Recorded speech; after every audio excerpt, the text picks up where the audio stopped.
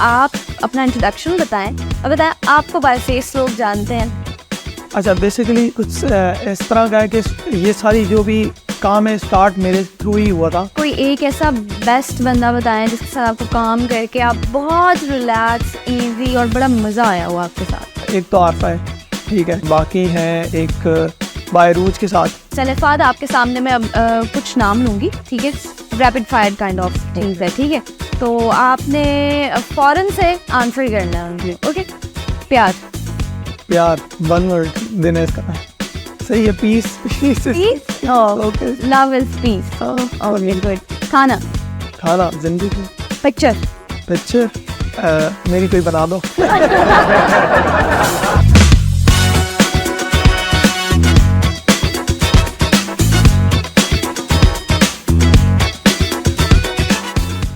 अस्सलामुअलैकुम ji, welcome to influencers podcast episode. अब तो हम इतनी कर चुके हैं कि अब तो एपिसोड्स पे याद नहीं रह रही मुझे। तो आज के जो हमारे साथ गेस्ट मौजूद है वो है फ़हद काशरानी, वन एंड ओनली, बहुत छोटे से क्यूट से। उनको जानते भी होंगे बहुत सारे लोग उनके काम से ऑब्वियसली। तो आज हमारे साथ फ़हद मौजूद हैं जिनके काम से उन्हें बहुत सारे लोग जानते हैं, लेकिन मैं बाय फेस पे जानती हूँ। अस्सलाम वालेकुम फ़हद, कैसे हैं आप? वालेकुम अस्सलाम, thank you so much first of all for having me here. तो बहुत बहुत शुक्रिया। बाकी ये है कि बड़े टाइम से डिले था और मैं बिल्कुल ठीक ठाक हूँ, और अभी तो कुछ ज़्यादा ही ठीक ठाक हूँ। बिल्कुल, क्या आपको पता है मैं उम्र से भी आया हूँ। बिल्कुल, सबसे पहले तो जी आपको बहुत बहुत बहुत मुबारक, क्योंकि आप अभी उम्र से आए हैं। और मुझे जब मैंने आपकी वो वीडियो देखी और जब आप अपनी अम्मी के साथ थे तो वो चीज़ मुझे बहुत अच्छी लगी, और दिल से एक सेटिस्फैक्शन मिलती है, क्योंकि ऑब्वियसली हम यंगस्टर्स जितना भी काम कर रहे हैं इस फील्ड में, तो हमारी बड़ी कोशिश होती है कि हम या तो अपने लिए बहुत कम लोग काम कर रहे हैं, अपने पेरेंट्स के लिए और अपने बड़ों के लिए बहुत ज़्यादा लोग काम कर रहे हैं, अपनी फैमिलीज़ के लिए काम कर रहे हैं। तो ये चीज़ बहुत अच्छी लगती है कि यार एटलीस्ट चलो इतनी यंग एज में हम अपने पेरेंट्स के लिए इतना बड़ा स्टेप ले पा रहे हैं। बिल्कुल एग्जैक्टली, ये तो बहुत एक नेमत होती है अगर आपके पास कुछ भी इस तरह आप काम शाम कर रहे हो और आप अर्न करते हो। तो आई थिंक सो सबसे पहला गोल आपका यही होना चाहिए कि आप ये चीज़ें कंप्लीट कर लो, क्योंकि इसके बाद आपको थोड़ी सेटिस्फेक्शन हो जाती है लाइफ में। एग्जैक्टली, और ख़ास तौर पे आप, मेरे ख्याल से अगर आप खुद अकेले गए होते तो आपको इतनी सेटिस्फैक्शन ना होती जितनी आपको आपकी अम्मी के साथ हुई है। बिल्कुल, और क्या पता ये मेरा इनविटेशन हो भी ना और ये हो भी मेरी मम्मा का, जिसके जरिए मैं चला गया। एग्जैक्टली, आंटी को भी बहुत सारा प्यार, उनके लिए भी बहुत सारी मुबारक। फ़हद, सबसे पहले तो आपका इंट्रोडक्शन, क्योंकि मोस्टली अच्छा देखें, ऑन स्क्रीन जो बंदा आ रहा होता है ना, फॉर एग्जांपल मॉडल, एक्टर, उसको तो तमाम लोग जानते होते हैं बाय फेस भी, लेकिन फोटोग्राफर्स जो होते हैं, वीडियोग्राफर्स जो होते हैं और जो प्रोडक्शन में काम कर रहे होते हैं, उनको लोग नहीं जानते। या तो वे पूरे प्रोडक्शन का नाम चलता है या फिर काम का नाम चलता है या सिर्फ उसका नाम चलता है, बाय फेस उसको लोग नहीं जानते। तो आप अपना इंट्रोडक्शन बताएं और बताएं आपको बाय फेस लोग जानते हैं।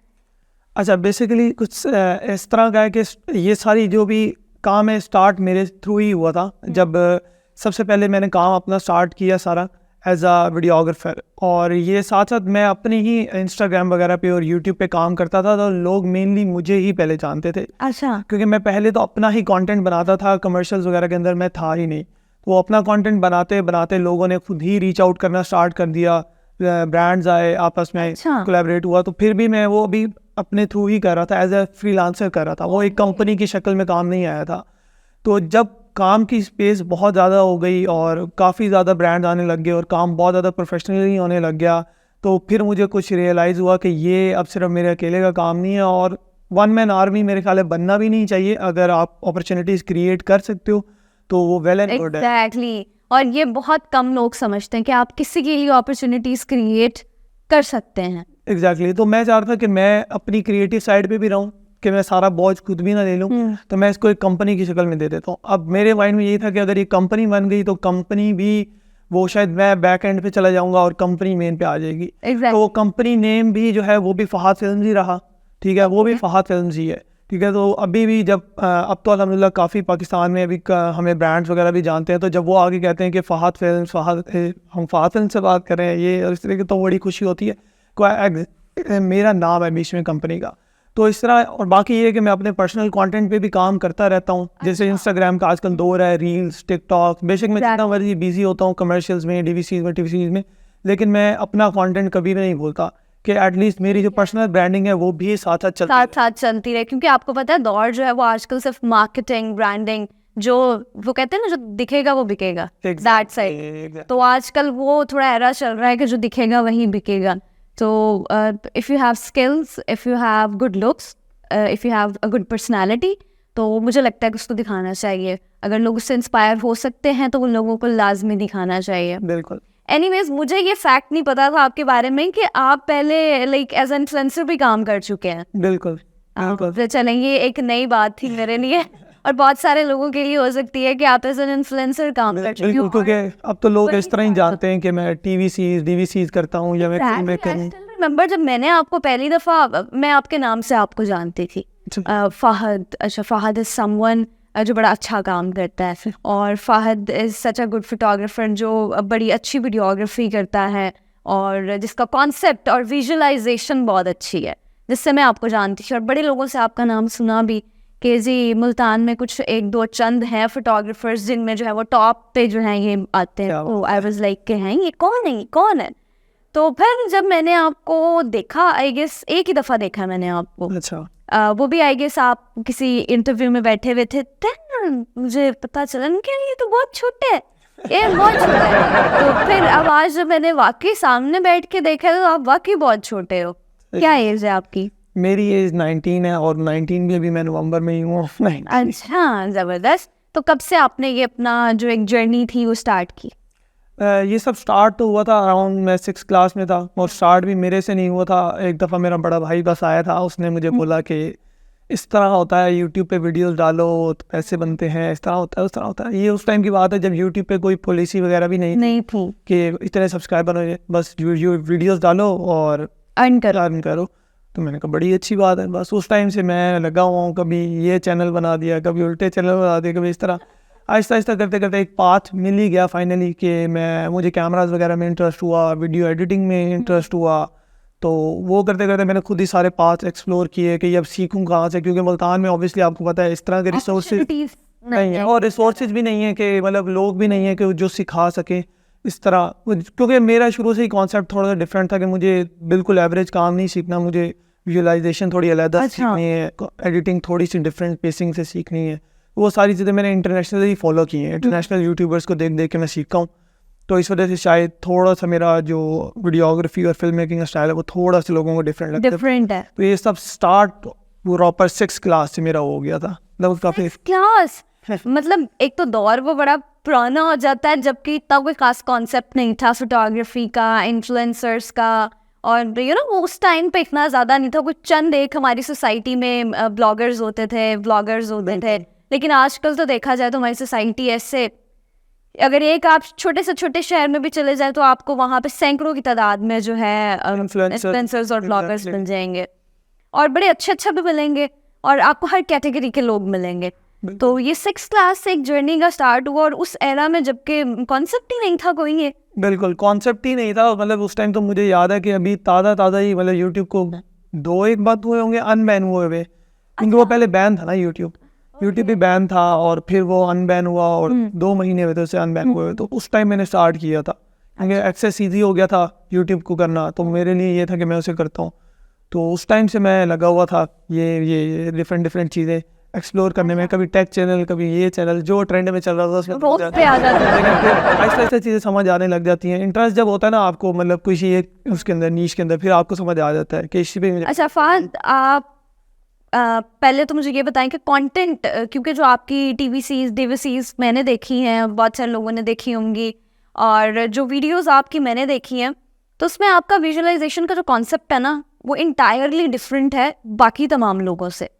तो समझ नहीं आ रही होती कि किस वीडियो के बाद क्या हो जाए, किस एक सेकंड के बाद कौन सा शॉट कैसे बाहर आ जाएगा ना। जी बिल्कुल। तो वो कैसे सीखा, कहाँ से सीखा, और वो क्या चीज़ थी? बेसिकली कुछ इस तरह होता है कि मुझे एक थोड़ी सी आदत ये है कि मैं अगर कोई भी एक पीस ऑफ कंटेंट मैं बना लेता हूँ ना, तो मुझे एक ये बड़ी आदत है, अच्छी आदत है, मैं कहता हूँ कि मैं उसे वापस रिक्रिएट नहीं कर सकता। बेशक वो कोई मुझे बहुत सारे पैसे भी देगा, मैं कहूँगा I can't make this again, क्योंकि मैं नहीं बना सकता उसे। मेरे इस तरह का एक क्रिएटिव पावर है जो कि मैं कहता हूँ अब ये नहीं होगा भी नहीं मेरे से, ठीक है। वो जो एक दफ़ा बन जाता है, दफ़ा कर चुका हूँ, अब मुझे कुछ डिफरेंट करना है, फिर उस पर मैं बहुत ज़्यादा सोचता हूँ कि अब मुझे क्या, मैं एक ना बॉक्स है, मैं उसे ब्रेक करता हूँ हर दफ़ा कि ये बॉक्स है, ये मेरा क्रिएटिव बॉक्स है, मैं इससे बाहर निकलना है मुझे। मैं हर चीज़ को थोड़ा सा पहले ऑपोजिट सोचता हूँ कि अगर ये कुछ प्रोडक्ट है ये इस तरह बन सकता है, एक पहले स्ट्रेट लाइन होती है, मैं थोड़ा सा उसको ऑपोजिट करके सोचता हूँ। तो स्क्रिप्ट जो, क्योंकि बेसिक काम जो आपका होता है वो 50% मैं कहती हूँ स्क्रिप्टिंग का भी इसमें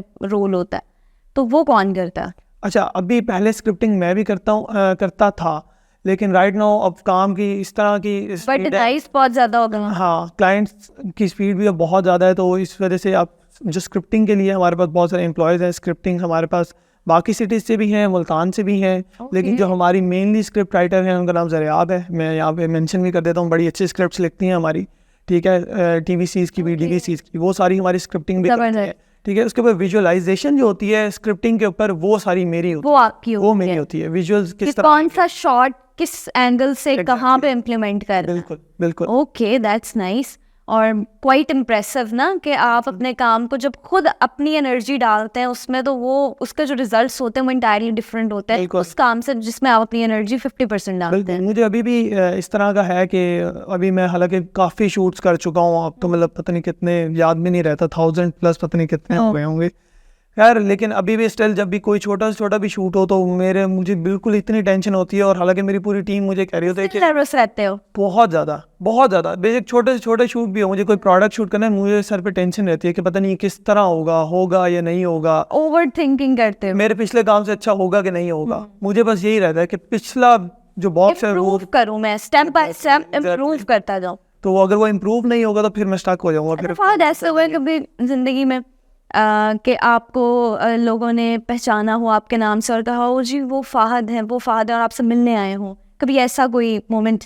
हाँ, इस तरह होता है। मैं एक रेस्टोरेंट है, मैं वहाँ जाता हूँ हमेशा, वहाँ मुझे बहुत सारे लोग मिलते हैं जब भी मैं जाता हूँ, वो मशहूर भी है ना रेस्टोरेंट, तो पता नहीं मैं जब भी वहाँ गया हूँ ना तो बहुत सारे मतलब आ जाते हैं अक्सर लोग मिलने। कॉन्सर्ट पे बहुत ज़्यादा होता है ये चीज़, अक्सर मैं कभी किसी कॉन्सर्ट पे चले जाता हूँ, अदरवाइज तो मैं ज़रा कॉन्सर्ट वाली चीज़ें बड़े अवॉइड करते हैं। हाँ, क्योंकि मुझे वहाँ पे ज़रा उस तरह अनकम्फर्टेबल होता हूँ, मैं इतना ज़्यादा वो पार्टी एनिमल हूँ नहीं ठीक है, तो मतलब ज़्यादा सोशलाइज नहीं करते। हाँ, तो मैं अक्सर कभी किसी कॉन्सर्ट पे चले जाता हूँ, वहाँ पे बहुत सारे फॉलोअर्स मिलते हैं, क्योंकि मुल्तान है भी छोटा सा, तो वहाँ पे मिल जाते हैं। और बाकी अक्सर कहीं रेस्टोरेंट में कहीं पे मिल जाते हैं, तो आते हैं। कोई ऐसा मोमेंट जो आप हमसे शेयर करें और वो फर्स्ट टाइम ऐसा हुआ हो और लाइक आपने बहुत एक्साइटेड फील किया हो?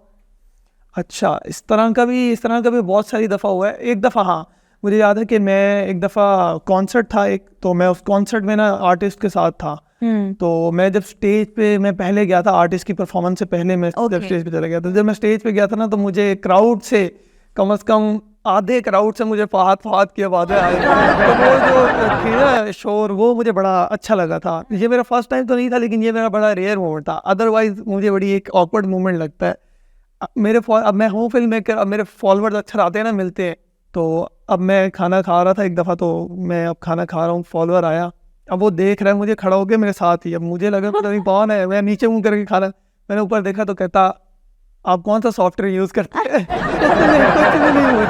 नहीं मुझे आप फहद है कौन है, आप कौन सा सॉफ्टवेयर, पहले तो आप ये बताएं ना। मतलब लोगों का ये क्रेज है कि बस आप ये बता दें कि कौन सा मैजिकल सॉफ्टवेयर है। अच्छा, ज़बरदस्त, माशाल्लाह, बड़ा अच्छा लगता है। वो एक बड़ा प्राउड मोमेंट होता है जब आपको लगता है कि यार मेरी सारी एनर्जी और मेरी सारी जितनी भी मैंने एफर्ट्स डाली थी, अब वो उनका मुझे रिजल्ट मिल गया है, वो ट्रू हैप्पीनेस होती है।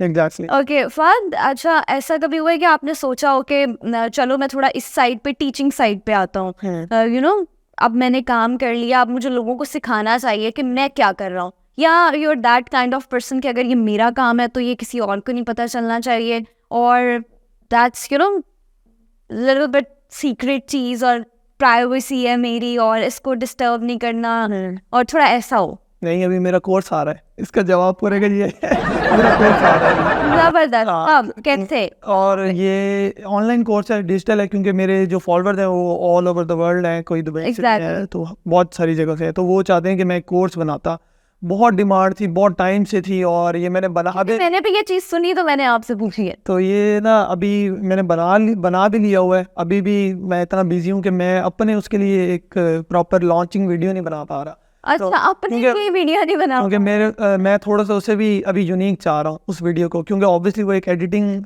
कोर्स के तो आपके प्लेटफॉर्म का है जी, वो मेरा है, मेरा पर्सनल कोर्स है। मेरे उसमें जितने भी जिस तरह मैं एडिट करता हूँ एक चीज़ को वो है, और इंशाल्लाह ये मेरा एक तरह से टेस्टिंग कोर्स है।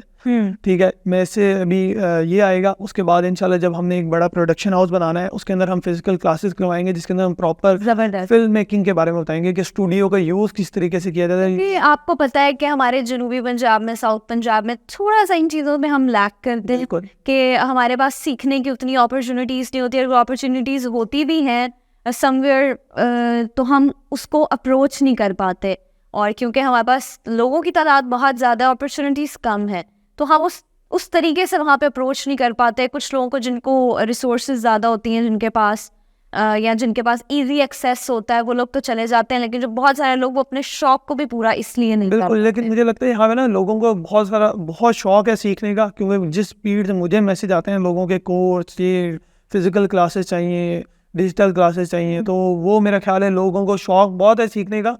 लेकिन आई थिंक सो वो किसी का जिस तरह मेरा एक स्पेसिफिक एडिटिंग स्टाइल है वो सीखना चाहते हैं, क्योंकि मुझे पता है यूट्यूब, मैंने तो ये वाली हासिल कर ली है कि मैं यूट्यूब से ढूंढ के नुक्ते ढूंढ के मैंने सीख ली है सारा।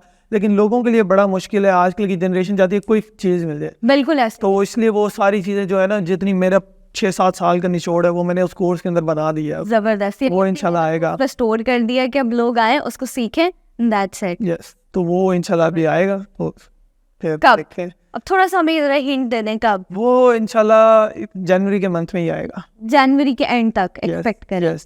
ओके, अच्छा, अगर मैं अपनी बात करूँ ना तो मैं प्रोडक्शन से हमेशा दूर भागती रही हूँ। अच्छा। क्योंकि हमें प्रोजेक्ट्स मिलते होते थे। I was a student of mass communication. तो मैं प्रोडक्शन से हमेशा भागती होती थी कि नहीं यार, टीचर्स कहते थे कि आज आपने ये इस मिड्स में आपकी ये शॉर्ट फिल्म सबमिट होनी चाहिए, ये खुद बनानी है, इसकी एग्जीक्यूशन खुद करनी है, स्क्रिप्ट खुद लिखना है, विजुअलाइजेशन खुद करनी है, हर चीज़ खुद करनी है। और आई वाज लाइक यार हेल्प मी ये होता था मेरा। और मैं अपने इर्द गिर्द के लोगों से पूछ रही होती थी कि यार स्क्रिप्ट कैसे लिखते हैं। Even though I still remember कि एक पेपर में मैं बैठी थी और मुझे सर ने बोला कि एक क्वेश्चन था कि स्क्रिप्ट लिखना है ना, तो मैं अब बैठी हूँ कि यार स्क्रिप्ट में लिखते क्या है। अब मुझे ये भी याद नहीं था। एंड कैन यू बिलीव कि मैं एक स्टूडेंट थी मास कम्युनिकेशन के 4th-5th सेमेस्टर की। तो मतलब हमें कोई उस तरीके से फिजिकली सिखाने वाला नहीं है। ये अभी मेरे साथ भी स्टिल होता है, जब मैं अपने फाइन आर्ट्स के पेपर में ड्राइंग करने बैठता हूँ तो मेरा हाथ ही नहीं चलते ड्राइंग करने के लिए। अच्छा, फाइन आर्ट्स कर रहे हैं? मैं बेसिकली मेरा कॉन्सेप्ट ये है फाइन आर्ट्स करने का, क्योंकि मैं मास कम्युनिकेशन में भी मेरा एडमिशन हुआ था, लेकिन मेरे ख्याल से तो आपकी जो फील्ड है आपको थोड़ा सा मास कम्युनिकेशन में किया था। मैं आपको बताता हूँ, अब मेरी रूटीन है बड़ी बिजी, सारे मेरा टीवी सीरीज डीवीडी, सारा दिन मेरा कैमराज, ये लेंस वो लेंस, एडिटिंग। तो अब मेरा पर्पस था कि मेरे पास ना कोई पर्पस हो यूनिवर्सिटी जाने का, ठीक है, कि मैं सारा दिन भी घर में सुनता हूँ कैमरा, कौन पे कैमरा, यहाँ कैमरा, कौन सा कैमरा इधर। तो मैं चाहता था कि मैं यूनिवर्सिटी जाऊँ तो मैं वहाँ पे एक नया स्किल सीखूँ, ठीक है। ऑब्वियसली मैं चाहता था कि मेरे पास ना समथिंग न्यू। हाँ, मैं अगर अभी भी कोई चीज़ सोच लेता हूँ ना तो मैं उसे पेपर पे उतार नहीं पाता। हाँ, क्योंकि मैं ड्रॉ नहीं कर सकता उसे। और हमारे काम में ये होता है कि अगर मुझे कोई शॉर्ट फिल्म बनानी है तो मुझे उसका स्टोरी बोर्ड पहले बनाना पड़ता है। और मुझे स्टोरी बोर्ड बनाने के लिए पेंसिल भी नहीं उठानी आती थी। तो अब उसके लिए मेरे माइंड में था कि एटलीस्ट अगर मैं यूनिवर्सिटी जाऊँगा, फाइन आर्ट्स करूँगा और ड्राइंग सीखूँगा तो मेरे पास एक नया स्किल आ जाएगा, तो जो आगे जाके मैं अपने काम में इम्प्लीमेंट कर सकता हूँ। ठीक है, सही है, मतलब बहुत हार्ड वर्किंग हो। बिल्कुल। और दूसरा ये कि फिर फाइन आर्ट्स में जब हम सेट्स बनाते हैं अपने शूट पे, फिर आर्ट्स एंड क्राफ्ट का भी बड़ा काम होता है। एग्जैक्टली। तो फिर वो चीज़ भी मैंने सोचा कि अगर मैं ये कर लूँगा तो मेरे अंदर एक आर्ट एंड क्राफ्ट की भी वो आ जाएगी कि मैं सेट्स वगैरह भी बनाने, आर्ट डायरेक्शन में भी मैं आ जाऊँगा। जो भी काम मेरे लिए लोग करते हैं वो मुझे भी आइडिया हो जाएगा। ठीक हो गया। फाद, जितने भी लोगों के साथ आपने काम किया उनमें से कोई एक ऐसा बेस्ट बंदा बताएं जिसके साथ आपको काम करके आप बहुत रिलैक्स, इजी और बड़ा मज़ा आया हो आपके साथ। एक तो आरफा है, ठीक है। Very sweet. आरफा के साथ बहुत इजी होता है टू वर्क विद। बाकी हैं एक बायरूज के साथ मेरा, इनके साथ बहुत इजी टू वर्क होता है। वो थोड़ा सा फ्रेंडली इन दोनों के साथ मेरा, प्रोफेशनल भी हैं तो हाँ, तो वो वैसे भी मुझे ना कमिटमेंट से होता है कि कमिटमेंट नहीं जानी चाहिए, मैं जिस टाइम पे आना है उस टाइम पे आना है, जिस टाइम अच्छा, ये बड़ा मसला होता है फोटोग्राफर्स के साथ कि लोकेशन पे फोटोग्राफर हमेशा टाइम पे आता है। हाँ, हमेशा। मुझे वैसे भी कमिटमेंट से बहुत ज़्यादा होता है, क्योंकि हम तो प्रोडक्शन का काम करते हैं ना, तो हमें तो मजदूरों से भी काम होता है, हमें तो पेंटर से भी काम होता है। तो जब हम उन्हें कहते हैं ना कि ये इतनी देर में रेडी हो, आधे घंटे से हो जाएगा भाई, उसी जाओ तो उसके बाद होता वो 3-4 घंटे में, तो वो मेरा हैरान हो जाते हैं कि ये मिस कमिटमेंट्स मुझे बड़ी वो तंग करती ठीक है। अच्छा फाद, फैमिली में कभी किसी ने आपके काम को प्रेज किया?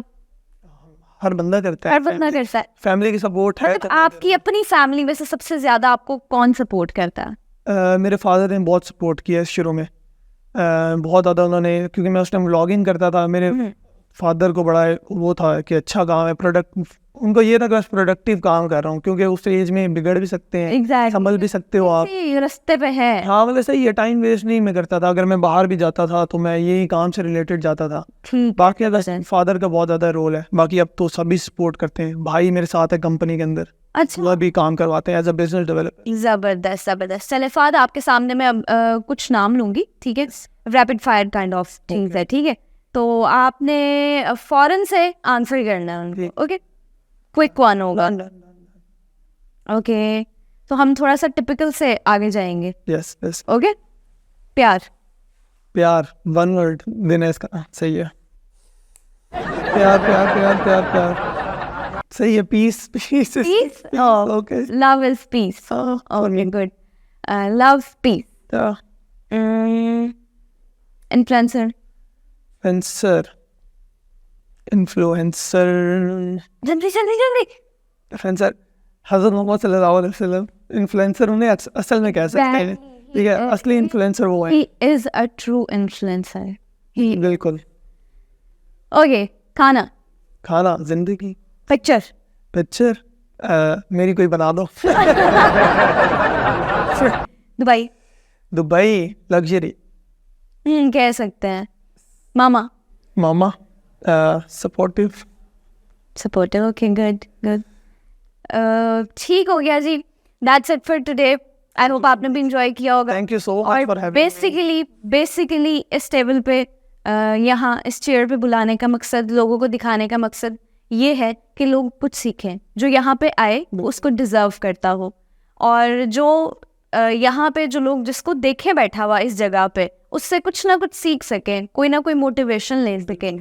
और मेरा मकसद ये था मुल्तान में पॉडकास्ट के कॉन्सेप्ट को लाने का और इसको स्टार्ट करने का हमारे इन्फ्लुएंसर से, कि जब हम किसी को थोड़ा सा भी इम्पोर्टेंस देते हैं, या जो उसके काम को हम थोड़ा सा प्रेज करते हैं, तो मेरा मकसद ये था कि हम लोकली अपनी चीज़ों से स्टार्ट करें, ठीक है, फिर उसको नेशनल इंटरनेशनल उन चीज़ों से लेके जाएं। लेकिन सबसे पहले मेरा मकसद था कि हम जो हमारे लोकली लोग हैं उनको थोड़ा सा बुलाएं, उनको इनकरेज करें, उनको मोटिवेट करें, ताकि आप जैसे लोगों को देख के लोग मोटिवेट हो सके। अब ऑब्वियसली आपके काम को कौन नहीं जानता, इन मुल्तान, इन लाहौर, इन साउथ पंजाब, इन अपर पंजाब, जहाँ पर भी देखा जाए।